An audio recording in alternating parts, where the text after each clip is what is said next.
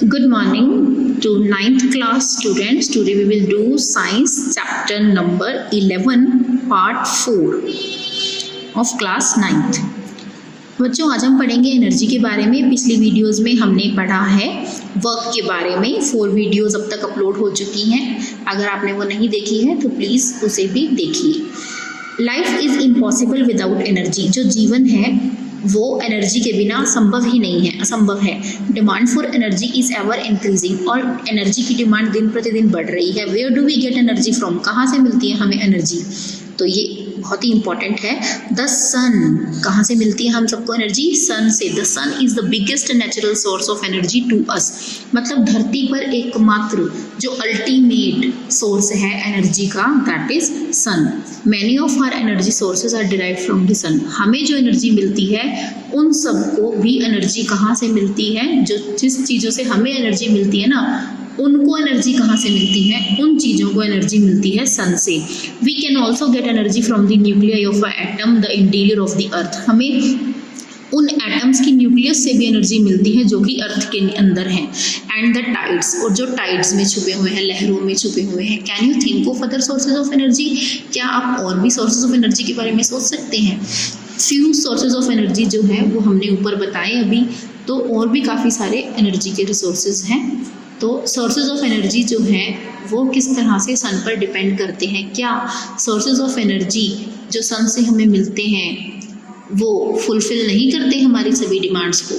The word energy is very often use in our daily life. हमें आमतौर पे इस शब्द को यूज़ करते हैं, एनर्जी नहीं है, एनर्जी नहीं है ना, इस तरह से। But in science we give it a definite and precise meaning. पर साइंस में इस एनर्जी का अलग ही मीनिंग है। आइए आपको एग्जाम्पल्स के जरिए हम पढ़ाते हैं। When a fast moving cricket ball hits a stationary wicket, जब एक तेज घूमती हुई बॉल एक विकेट को, विकेट क्या है? विकेट एक जगह फिक्स पड़ी हुई है, उसको घेर देती है। The wicket is thrown away, wicket दूर भाग जाती है, गिर जाती है, उड़ जाती है वहाँ से। Similarly an object when raised to a certain height gets the capability to work.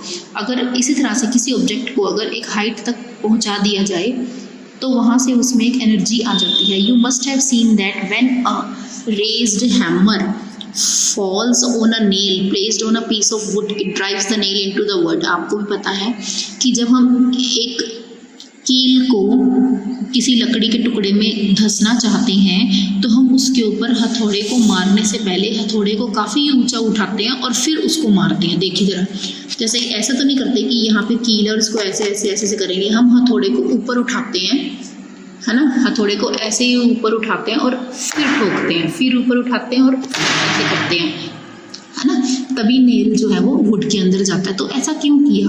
हमने हैमर को ऊपर उठाया, ऊपर उठाने से उसके अंदर एनर्जी आ गई। It drives the nail into the wood. We have also observe children winding a toy. आपने देखा होगा छोटे बच्चों को, वो क्या करते हैं, जो खिलौने वाली कार होती है उसमें वेंडिंग करते हैं। वेंडिंग मतलब उसको चाबी से घुमाते हैं।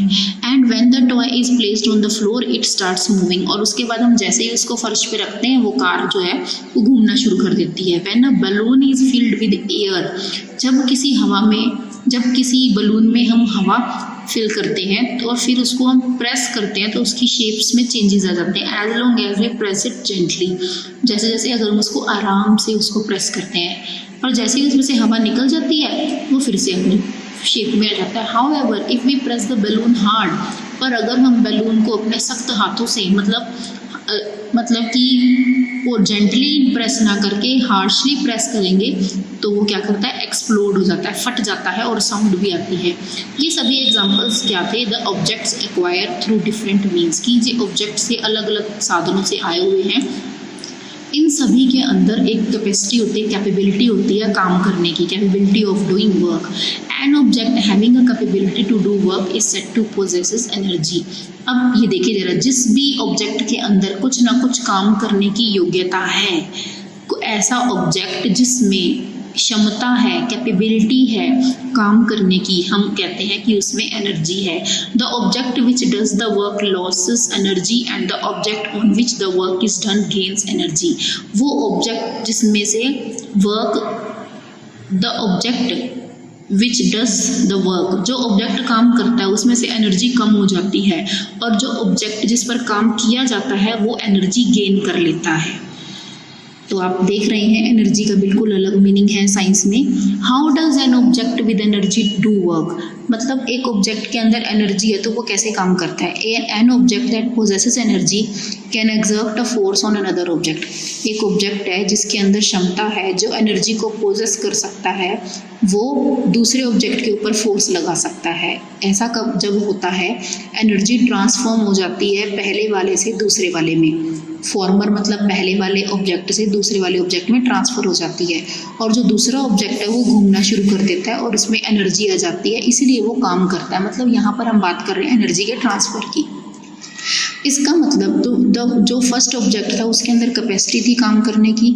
This implies that any object that possesses energy can do work. यहाँ से तो हम यही कंक्लूजन निकाल सकते हैं कि जिस ऑब्जेक्ट के अंदर एनर्जी होती है वो वर्क कर सकता है। The energy possessed by an object is measured in the terms of its capacity of doing work. तो यहाँ से हम ये भी कह सकते हैं कि एनर्जी को हम कैसे कैलकुलेट कर सकते हैं। व्हाट इज़ एनर्जी, अगर हम इसे कहें तो एनर्जी क्या है। एनर्जी किसी भी ऑब्जेक्ट में के पास जो है क्षमता, उसे हम कैसे माप सकते हैं, कैपेसिटी ऑफ डूइंग वर्क, कि वो कितना काम कर सकता है। एनर्जी की यूनिट बिल्कुल वही होगी, वर्क किस तरह, क्यों, क्योंकि एनर्जी पूरी तरह से वर्क पर डिपेंड है। मतलब जितना कोई व्यक्ति वर्क कर सकता है उतनी ही समझ लो उसकी एनर्जी है, जितना किसी व्यक्ति के वर्क करने की कैपेसिटी है उतनी ही उस व्यक्ति की एनर्जी है। जैसे कि तो वर्क की यूनिट क्या थी, जूल, तो एनर्जी की यूनिट भी जूल ही है। तो 1 जूल एनर्जी की अगर ज़रूरत है तो कितने वर्क के लिए ज़रूरत है, 1 जूल वर्क के लिए ही ज़रूरत है। कभी कभी एनर्जी की यूनिट बड़ी हो जाती है तो वो बन जाती है किलो जूल, और 1 किलो जूल का मतलब होता है 1000 जूल। जैसा कि 1 किलो का मतलब होता है 1000 ग्राम, 1 किलो लीटर का मतलब होता है 1000 लीटर, ऐसे ही 1 किलो जूल का मतलब क्या होता है, 1000 जूल्स।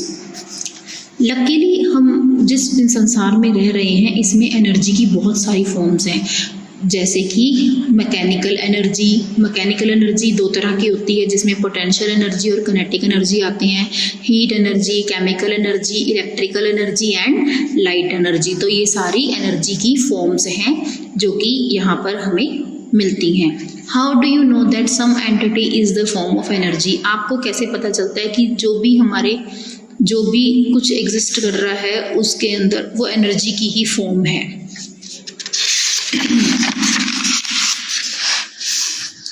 जेम्स प्रेस्कॉट जूल जो थे वो एक आउटस्टैंडिंग ब्रिटिश फिजिसिस्ट थे।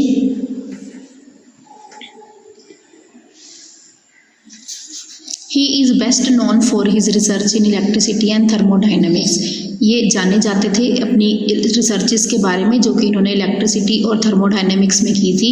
Amongst other things he formulated a law for the heating effect of electric current. और तो और इन्होंने करंट के हीटिंग इफेक्ट के बारे में भी बताया था। इन्होंने वेरीफाई किया था एक्सपेरिमेंटली, कौन सा law of conservation of energy. और इन्होंने मैकेनिकल इक्विवेलेंट की वैल्यू जो होती है हीट की उसे भी डिस्कवर किया था।